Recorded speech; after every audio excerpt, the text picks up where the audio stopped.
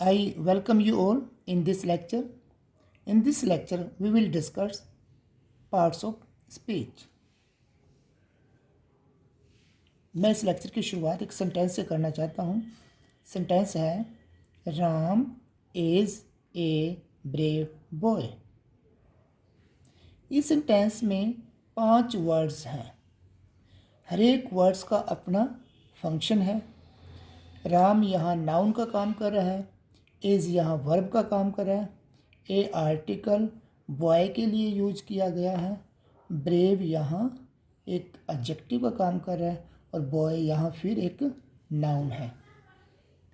तो हम ऐसे इन चीज़ों को आइडेंटिफाई करते हैं उसके फंक्शन के हिसाब से. वो फंक्शन क्या कर रहा है. इसी बात को दूसरे सेंटेंस के जरिए समझते हैं. He has not succeeded yet. Yet he is not discouraged. यहाँ इस सेंटेंस में येट 2 बार यूज किया गया है. पहले येट का फंक्शन यहाँ एडवर्ब का है, एडवर्ब ऑफ टाइम. दूसरे येट का फंक्शन यहाँ कंजंक्शन का है जो कि एक कोऑर्डिनेट कंजंक्शन है. ये कंजंक्शन इस पार्ट को इस पार्ट से जोड़ती है. अब यहाँ अगर इसकी फेस वैल्यू देखी जाए, ये वर्ड भी येट है और ये वर्ड भी येट है. फेस वैल्यू दोनों की बराबर है, लेकिन यहाँ पर ये एडवर्ब ऑफ टाइम है, यहाँ पर ये कंजंक्शन है. तो दोनों के फंक्शन डिफरेंट हुए.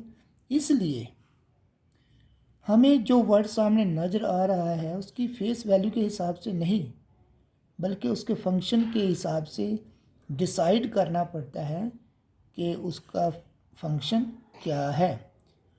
क्या वह नाउन है, क्या वह प्रनाउन है, एडजेक्टिव है, एडवर्ब है, कंजंक्शन है, या प्रेपोजिशन है, या इंटरजेक्शन है.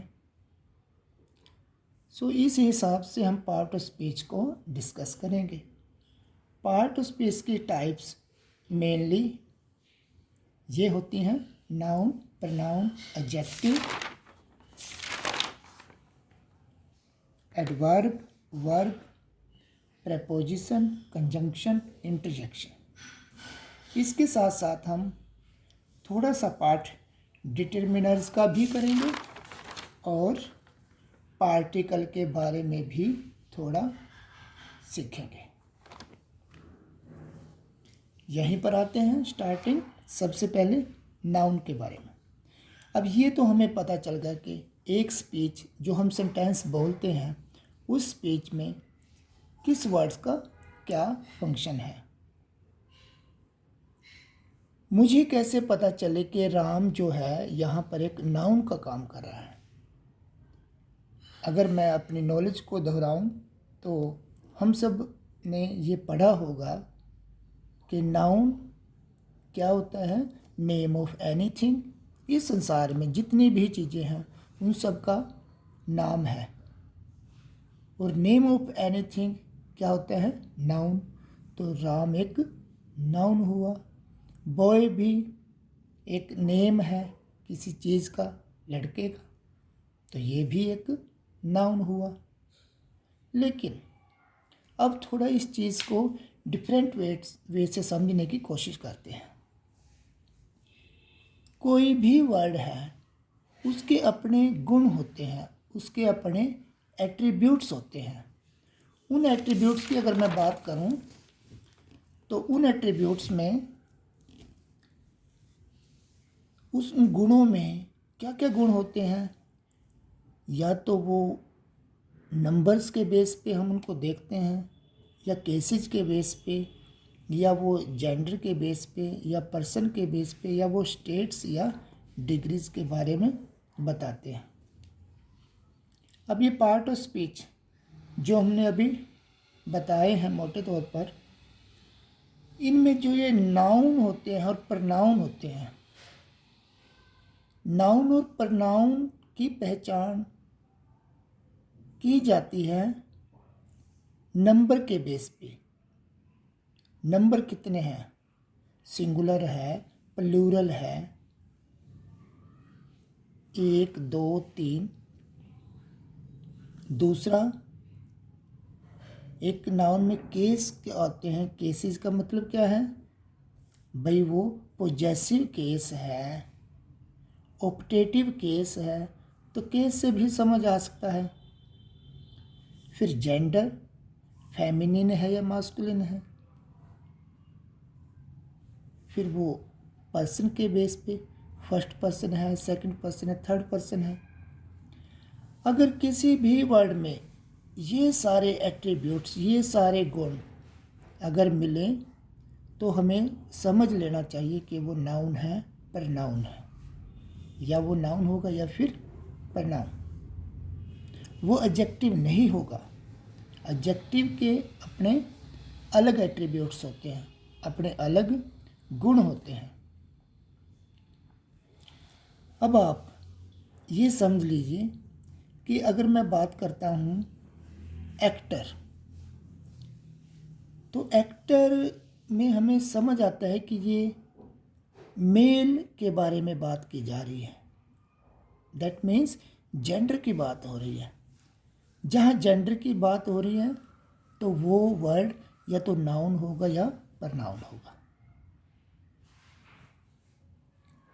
अगर मैं अब थोड़ी सी बात आगे बढ़ाऊं, अगर हमारे पास ऐसा एक वर्ड है जिस वर्ड में कुछ स्टेट्स की बात होती है, उसका स्टेट्स क्या है, मीन्स ये एट्रीब्यूट स्टेट्स शो करती हैं हमारी वर्ब।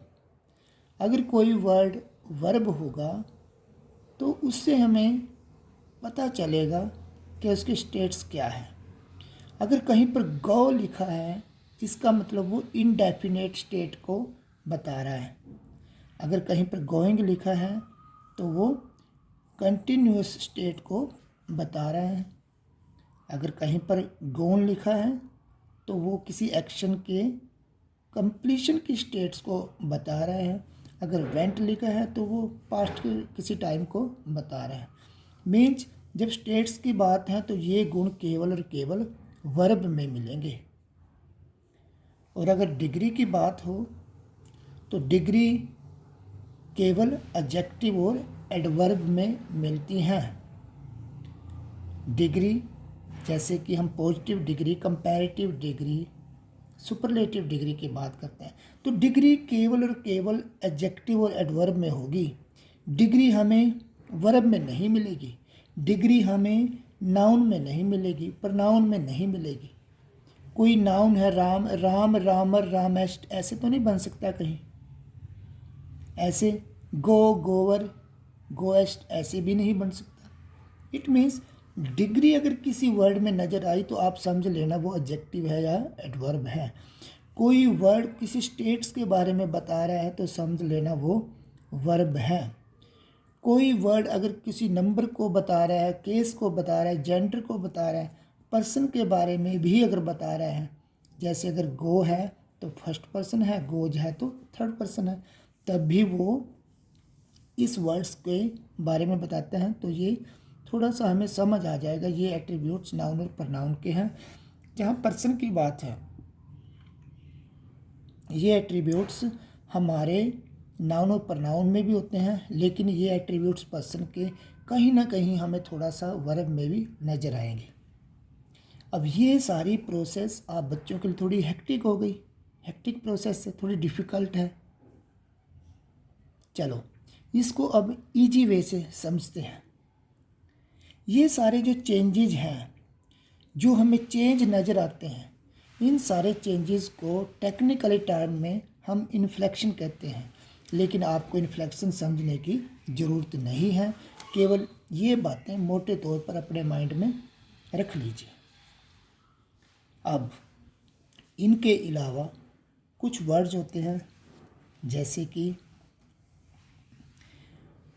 अब ये तो मैं फर्स्ट टाइम मैंने ऊपर बता ही दिया कि वर्ब में चेंज होता है जिसको इन्फ्लेक्शन कहते हैं। नाउन प्रनाउन भी चेंजेज होते रहते हैं, नंबर के से, जेंडर के हिसाब से, एडजेक्टिव भी डिग्री के हिसाब से चेंज होते हैं, एडवर्ब भी चेंज होते रहते हैं। इन सब में इन्फ्लेक्शन है, इन सब में चेंजेज है।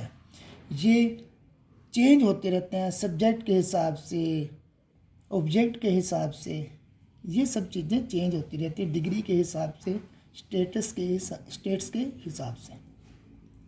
कुछ एक ऐसे वर्ड हैं जो हमारे पार्ट ऑफ स्पीच हैं, वो है प्रेपोजिशन, कंजक्शन और इंटरजेक्शन। इनमें कोई चेंज नहीं होता। प्रेपोजिशन में चेंज नहीं है, कंजक्शन में चेंज कभी नहीं होता, इंटरजेक्शन में चेंज नहीं होता। इसके अलावा मैंने जैसे स्टार्टिंग में कहा था, डिटर्मिनर्स और पार्टिकल भी हम करेंगे, तो डिटर्मिनर्स और पार्टिकल में भी कोई चेंज नहीं होता। वैसे तो एक इसमें अपवाद भी है। वैसे तो आप ये कहोगे कि वर्ब है कट, तो कट कट कट इसमें भी चेंज नहीं होता, तो इसमें भी इन्फ्लेक्शन नहीं है। लेकिन मान लीजिए इसमें इन्फ्लेक्शन नहीं है, कट कट कट, लेकिन जब हम इसको कंटिन्यूस टेंस में यूज करेंगे तो ये कटिंग तो बन जाएगा ना, इसका मतलब चेंज की पॉसिबिलिटी तो है। प्रेपोजिशन इन है, वो इन ही रहेगा, उसमें चेंज नहीं होगा। कंजक्शन येट है तो येट ही रहेगा, उसमें चेंज नहीं होगा। इंटरजेक्शन अलास है तो अलास ही रहेगा, there will be no change. In the same way there is no change in determiners and no change in particles. अब थोड़ा इस हेक्टिक प्रोसेस से एक सिंपल वे से समझते हैं पार्ट्स ऑफ स्पीच को। सबसे पहले पार्ट ऑफ स्पीच में हम समझेंगे नाउन। ये नाउन अगर मैं मोटे तौर पर बताऊं, जैसे कि अर्लियर क्लासेज में भी you must have learned a lot about noun. Noun is the name of anything. तो यहाँ पर हम इसको अलग तरह से क्यों डिफाइन कर रहे हैं, वो समझाने के लिए थोड़ा, क्योंकि एडवांस लेवल आ जाता है और इस एडवांस लेवल को एक एडवांस तरीके से समझने में ही ज़्यादा हमारी पॉजिटिव थिंकिंग को दर्शाता है। नाउन के बारे में अगर हम बात करें, नाउन वो वर्ड होते हैं जो सेंटेंस में या तो वो सब्जेक्ट का काम करते हैं या ऑब्जेक्ट का या कॉम्प्लीमेंट का। अगर कोई सेंटेंस में आपको सब्जेक्ट नज़र आ रहा है या कोई ऑब्जेक्ट नज़र आ रहा है या बीच में लास्ट में कोई कॉम्प्लीमेंट कंप्लीट करने के लिए जो वर्ड यूज़ करते हैं, वो लगभग 99.99% वो नाउन ही होगा। अगर हम पिछले सेंटेंस में देखें तो ये राम यहाँ सब्जेक्ट का काम कर रहे हैं, बॉय यहाँ ऑब्जेक्ट का काम कर रहे हैं, तो जो सब्जेक्ट का काम करेगा वो नाउन ही होगा, जो ऑब्जेक्ट का काम करेगा वो नाउन ही होगा। अब दूसरा मैंने कहा जो कॉम्प्लीमेंट का काम भी करते हैं। भाई कॉम्प्लीमेंट का काम कभी कभी एडजेक्टिव भी करते हैं, इसलिए इस बात को हमने समझना है। इसके अलावा नाउन में और क्या क्या गुण होते हैं? नाउन में नंबर्स होते हैं, नाउन में जेंडर होता है, नाउन में केस होते हैं। केस आप बच्चों के लिए एक नई चीज़ होगी। केस का मतलब आप हिंदी में कारक समझते हो ना, जैसे भाई ये ऑप्टेटिव केस है जिसमें विश की जाती हैं, या भाई ये कोई एक्सक्लेमेशन वाला केस है, या फिर इसमें आप कह लीजिए पोजेसिव केस है, पोजेशन के लिए यूज होता है। ये केसेज जो कहाँ मिलेंगे आपको? ये आपको नाउन में मिलेंगे। जैसे राम है, राम के ऊपर अगर हम अपस्ट्रोफी लगा के एस लिख दें, राम्स बुक, तो ये राम्स जो पोजेसिव केस है ना, ये केवल नाउन में ही मिलेगा। आपको ये केस एडजेक्टिव में नहीं मिल सकता। ऐसा नहीं बोल सकते आप beautiful apostrophe S, beautiful apostrophe S, beautiful's book, ऐसा नहीं होता। आपको केवल अगर पोजेसिव केस मिलेगा, केवल नाउन में मिलेगा। पर्सन भी नाउन के हिसाब से ही मिलेंगे।